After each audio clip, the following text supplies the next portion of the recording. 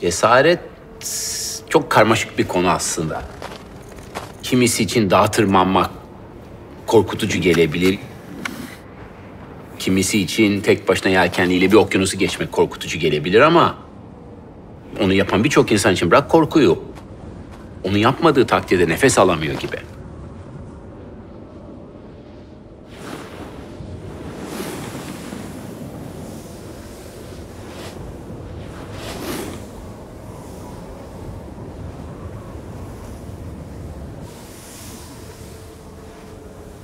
Cesaret çok göreceli bir şey. Bir şeyden korkman lazım ki cesaretini toplayıp onu yenebil.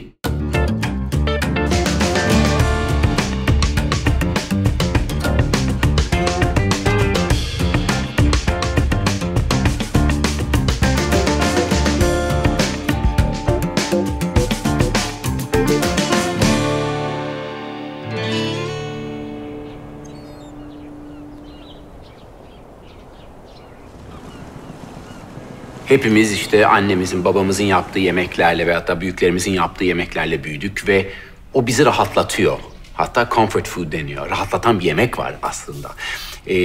Bunun dışına çıktığımız zaman kimisi için çok lezzetli gibi gözüken bir şey başka bir kültürde kötü görünebiliyor. En basitine baktığımız zaman bugün Türkiye'de çok bilinen bir sokak yemeği kokoreç olabilir veyahut da kelle olabilir. Başka kültürler için inanılır gibi değil bu. Meksika'ya gittiğimiz zaman tezgah böcek var. Çekirgesinden başka böceğine kadar. Şimdi insanlar heyecan içinde bir çekirgeyi yerken ben çok cesur davrandım, bir çekirge yedim diyor. Öbür tarafta zaten günlük yemeği o. Yemekte özellikle korkularını yenmeye çalışmak zaten başlı başına cesaret isteyen bir şey.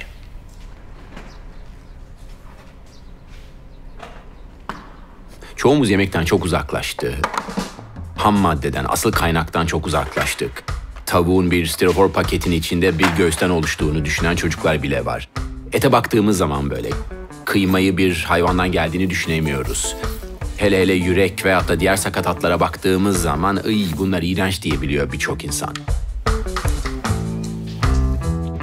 Halbuki bir yürek herhangi bir kas gibi, hayvanın herhangi bir yeri gibi aslında. İşin duygusal tarafını kopardığımız zaman herhangi ve çok lezzetli bir et olarak bakabiliyoruz.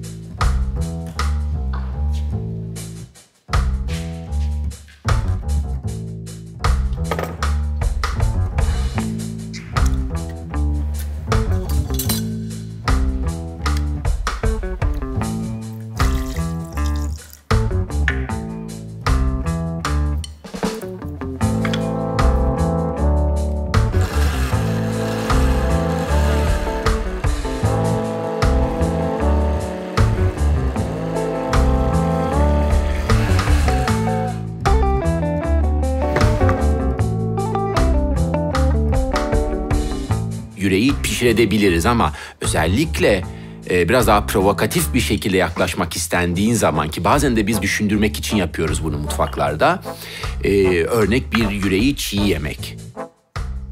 Bu biraz barbarlık gibi bile gelebilir. Halbuki herhangi bir et tartardan veya da çiğ köfteden bunun bir farkı yok.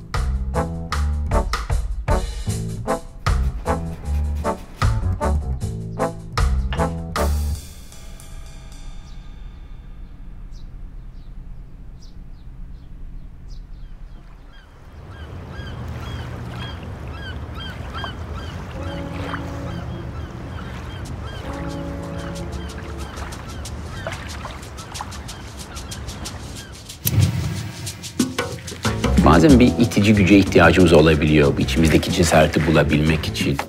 Cesaretin farklı boyutları var tabii. Yani bir kere düşüp kalkmak ve gücünü tekrar toplayıp yoluna devam etmek tabii ki cesaret isteyen bir şey var, güç isteyen bir şey var. Ama bunu tekrar yapmak belki doğal olarak var olan bir gücü içinde bulup devam edebilmek bu bazı insanlarda daha fazla var. Ayşe Tükrükçü bunlardan bir tanesi. Çok zor bir hayat geçirdi Ayşe ama buna rağmen bir çorba dağıtarak bugün de Hayata Sarıl Lokantası'nda da her akşam birçok evsize bu itici gücü vermeye çalışıyor. Onlarla bir kap sıcak yemeği paylaşarak tekrar ayakta durabilmeleri için bu cesareti vermeye çalışıyor. Şefkatleri ben 96'dan beri tanıyordum ilk genel evinde çıktığım dönemlerde. Bana bir abilik yaptı, kardeşlik yaptı. Bu sene ne yapalım dedik. Yine her sene biz etkinlik yapıyorduk evsizler üzerine. İşte bir gün de Sen Sokakta Yaşa. Erkek misafirhanesi açılırken gene hani basında hep yer alan Ayşe Tükürükçü olarak dile geldiğimizde dedik haydi yapalım, tamam. Yaptık, evsizler evi açıldı ama orada biraz destek bekliyordu. Dedik ne yapak. Evsizler dedim çorba yapsın dağıtsınlar dedim. Evet, bu cümlem benim buydu. 4. günü ben devir aldım. 2 seneye yakın bir süreç. Hele özellikle ilk 1 sene çok ağırdı. Çünkü kimse çorbanın anlamını bilmiyordu. Kimse sokakta yaşayanları kabul etmiyordu. Ama baktım ki şunu gördüm. Evsizler her şekilde gene evsiz. Her şekilde akşamları benim çorbamı bekliyorlar.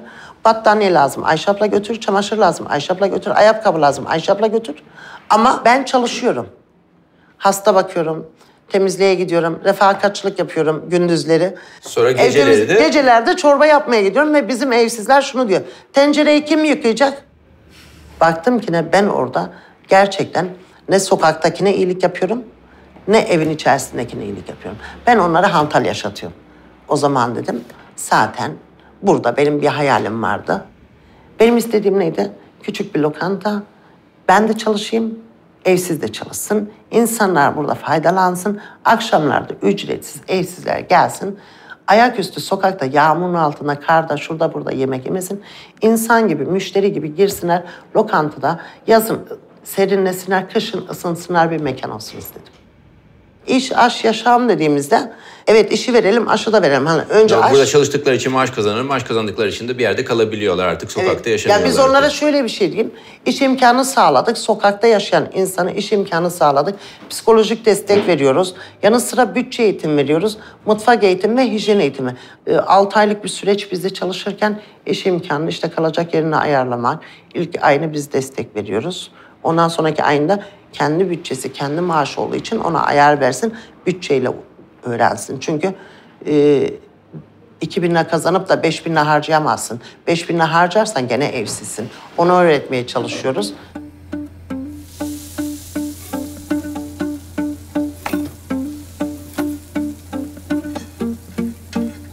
Daha önce sokakta yaşamış olan geliyor burada yemek yapmayı öğreniyor ve akşamları baktığın zaman kapıda kuyruk bir sürü insan ve onların karnını doyuruyor. Bir kap sıcak yemek veriyorsun ve onun değerini... Aile olmayı aslında. Biz aileyiz. Ve insanların gözünde o değeri görüyorsun. Belki de onlar da ya bir dakika Ayşe bunu yaptı. Ben de yapabilir miyim duygusu olur mu olmaz mı? Yoksa sadece hayatta kalma içgüdüsü mü bilemiyorum ama bize en azından ilham verdiğin kesin. Ve ufak tefek şeylere çok fazla takılmayıp da cesur bir şekilde ilerlemeye bakmamız lazım. Aslında herkes bunu yapar. Herkes bir şeyde. Akşamları buranın zevki çok ayrı. Gündüzler çok sakin de olsak bu Beyoğlu'ndaki bir anda 1 saat içerisinde 100, 120, 140, 150 kişiyi ağırlayan tek lokanta biziz. Ama bizimki yiyen gidiyor. Ondan sonra ama cümle şu. Abla yarın ne var? Onu soruyorlar. Abla yarın ne var? Evet, yani makarna yapıyorsun. Abla ya buna maydanoz da koysana. Niye dedim? Annem de öyle yapıyor. Bana yapılmayanı yapıyorum ya. Ama bunu herkes yapabilir derim ben. Herkes yapabilir. Evet, hayat o kadar tatlıysa sarılmak daha güzeldir. Onun için hayata sarıl dendiği zaman ben hep derim ki aile.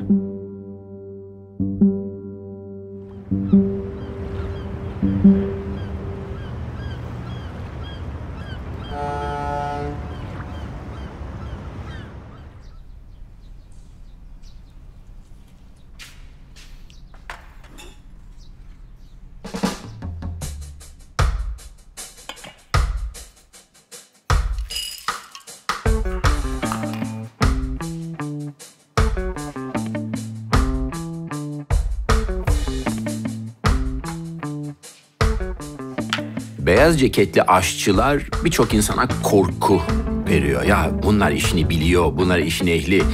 İşte ben onlar gibi yemek yapamam dediğini çok duyuyorum insanların. Basit bir tarifi bile bazen arayıp arkadaşlarım soruyor. Ya Memo bunu nasıl yapacağım diye. Halbuki o da, babası da, annesi de, dedesi, babaannesi de yüzyıllar boyunca yemek yapmış, bir şekilde hayatta kalmış. Yemek yapmak aslında o kadar da zor değil. Bazı teknikler var, bazı püf noktaları var. Ve tabii bizler bunun okuluna gittiğimiz için ve uzun yıllar çalıştığımız için bunları öğrenmiş oluyoruz. Sufle havalı bir iş gibi, havalı bir yemek gibi çok sunuluyor. Halbuki çok basit bir yemek aslında. 3-5 tane malzemeyi doğru sıralamayla, doğru teknikle ve özellikle birkaç kere üst üste yaparak, deneyerek çok kolay yapılabilecek bir yemek.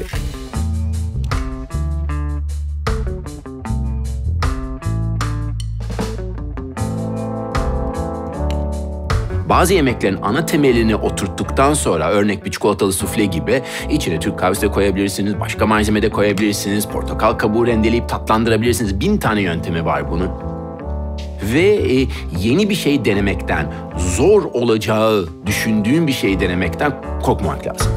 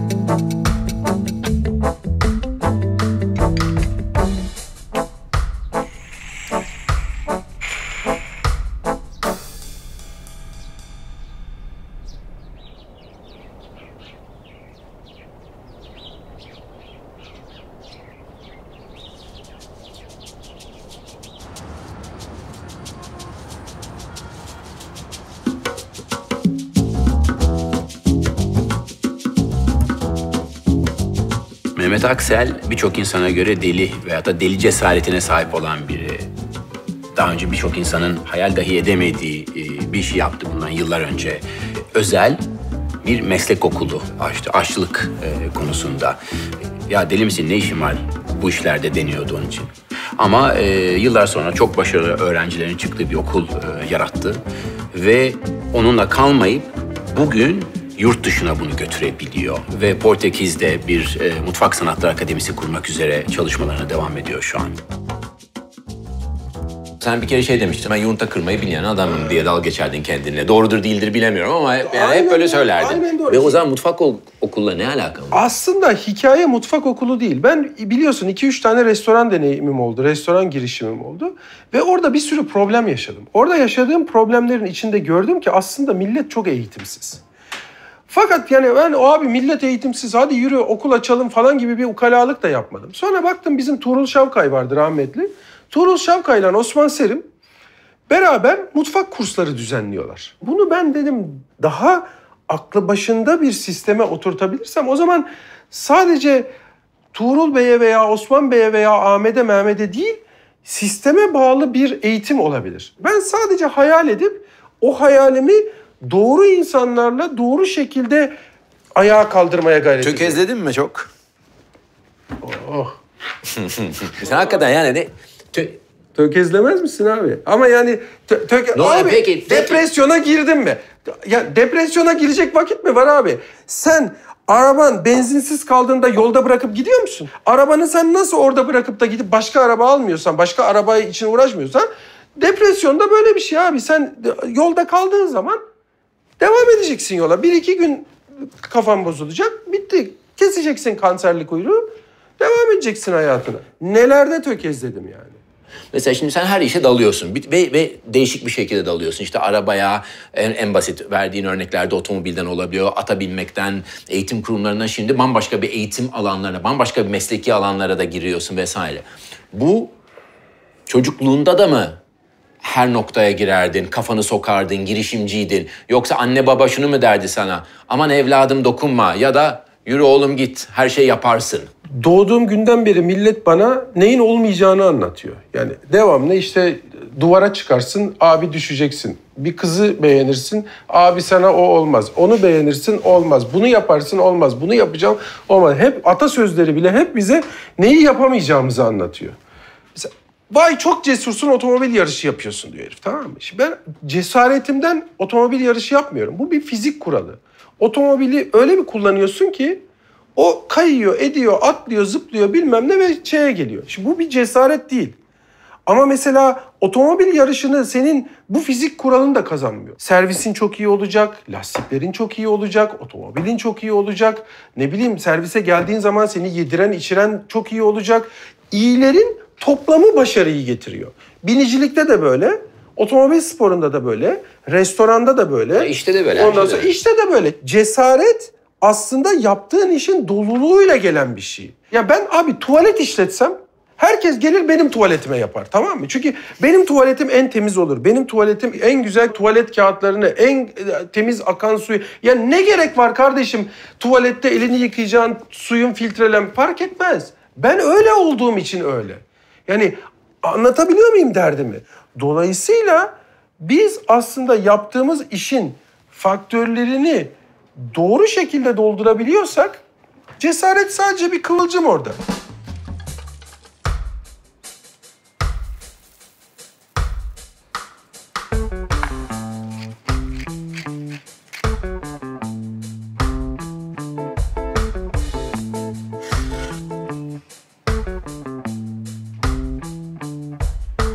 Kebap dendiği zaman bazı yemekler geliyor aklımıza. Kimisi için daha çok ızgara, yaşadığı bölgeye göre kuyu olabilir veyahut da işte fırında bir yemek olabilir. Kebabın 1001 çeşidi var.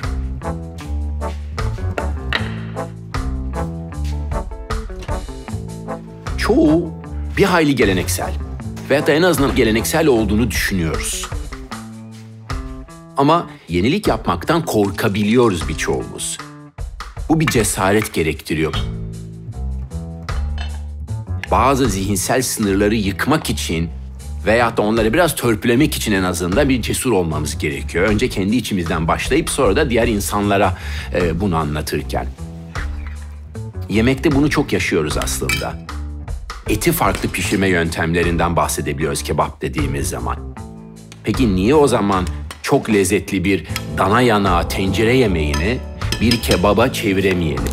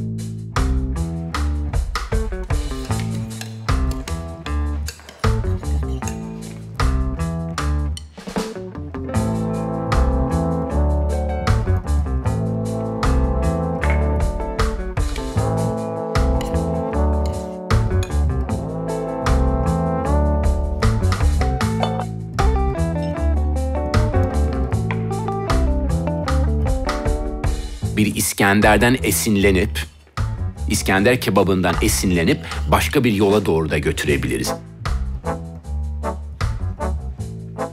Bunun için hiçbir engel olmaması gerekiyor.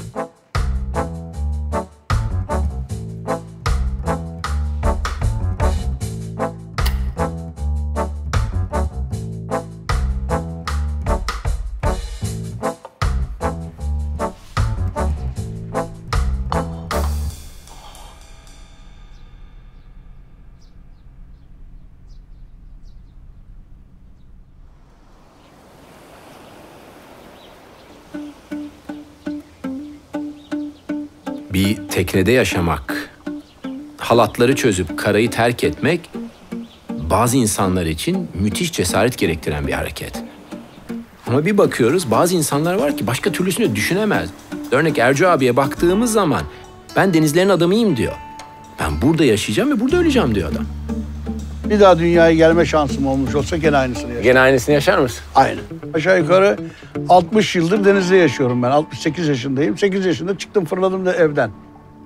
Beni İzmir'de denizin kenarında bir ilkokula yazdırdı annem babam. Okulumun duvarlarına deniz vuruyordu İzmir'de Güzelyalı'da. İlk orada denizle tanıştım. O zamandan beri denize hiç kopmamaya karar verdim. Atmışım kendimi bir tane sandallı kayanın içerisine. O yıldır bu yıldır hep denizlerde yaşıyorum. Onun için artık yani burada mı yaşıyorsun demek çok zor. Her denizde yani Türkiye'nin Karadeniz'de de belli bir süre yaşadım. Amasra, Perşembe, Ordu, Çarşamba. Oralara misafir sanatçı gittim. Onlarla beraber Kalkan Avı'na gittim. Romanya sularına falan. Hamsi gırgırlarında bulundum. Yani denizciliğin her tarafında. Yani denizin canlısı gibi görüyorum ben kendimi. Biz de eşim de deniz canlısıyız biz abi. Öyle düşünmek lazım. Daha önceden balık avlayarak hayatımı kazanıyordum. Hep yakaladığım balıklardan özür dilemiş bir insanım. Yani onlarla yaşamaya mecburum şeklinde. Onlarla hep af dilemişim. Ama şimdi şu son 5 yıl içerisinde Zafer Bey'le tanışmak şansım oldu ve kendisiyle yola çıktık. Ben de Akdeniz Koruma Derneği'nin kurucularından bir tanesiyim. Aynı zamanda da aktif görev yapıyorum koruculuk üzerine. Daha çok balıkları görmüş bir insan olarak, şimdi hiç olmayan balıkları da yaşamış bir insan olarak ikilemi yaşayan, iki boyutu da bilen az kalan insanlardan bir tanesiyim. O yüzden artık balıkları yaşatmak üzere kendimi adadım. Mümkün olduğu kadar hiç balık tutmuyorum. Sadece onları yaşaması için, çoğalması için ne gerekiyorsa daha önceki hayatımın diyetini veriyorum. Şimdi de öyle diyoruz. Tanrı'ya dua ediyoruz. Benim özellikle. Alacaksan canımı denizde al abiciğim. Beni maralarda uğraştırma öyle hastane kapıları hastane. Langırt Kadıköy sandığına. Yani bu şekilde yaşamaya devam ediyoruz.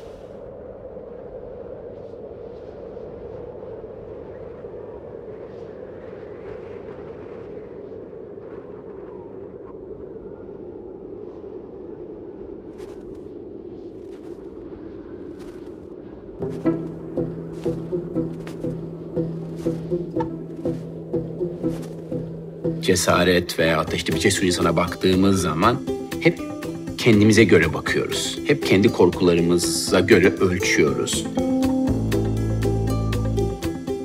Baktığım zaman hayranlıkla izlediğim birçok çiftçi her gün iklim çöküşüne bakıyor. Zar zor ailesini geçindiriyor ama buna rağmen devam ediyor bu işi yapmaya. Ne kadar cesur bir amca, Ali amca veya da Ayşe teyze diyebiliyoruz. Tabii ki ona sorduğumuz zaman, evet evladım ne yapayım? Hayat bu. Ben çiftçiyim ve ben bu işi yapıyorum diyor.